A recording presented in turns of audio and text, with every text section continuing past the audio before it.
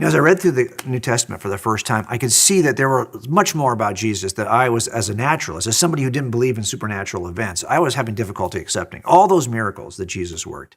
I was not a believer when I first read the Bible. And so as I read through that, I thought, is this guy a magician? I mean, you see on the pages of Scripture in the Old Testament and in the New Testament that clearly, even in those times, there were people who could fool you with some form of sleight of hand, magic tricks.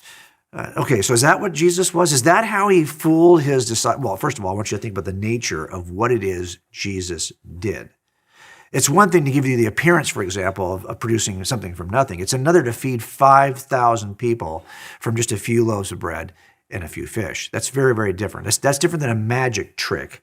That is something that is substantive because everyone's touching and eating the food. But more important than any of those miracles he worked, Jesus does something that no magician has ever done in a way that is demonstrably true. And that is the one act that I investigated most. I was most curious about this. That's the resurrection of Jesus. If the resurrection is true, if that really happened, that changes everything. And I knew that as an investigator. I knew that, hey, if I'm going to investigate one thing, it's going to be this one, the resurrection of Jesus. I needed to know, first of all, if it's a magic trick, was he really dead? Well, there's actually a very good reason to believe that Jesus was truly dead. Number one, they saw water come out of his side. That's a condition called pericardial or pleural effusion that only occurs after your heart stops beating.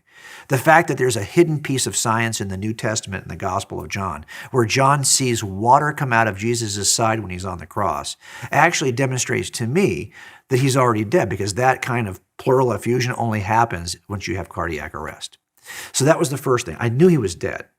Then the question is, do I really think he's alive? Well, do I think the people lied about this? We have the history of the resurrection recorded in the Gospels by people who had nothing to gain for their claims. Look, most people will tell a lie for either the pursuit of a couple of things that these folks didn't pursue.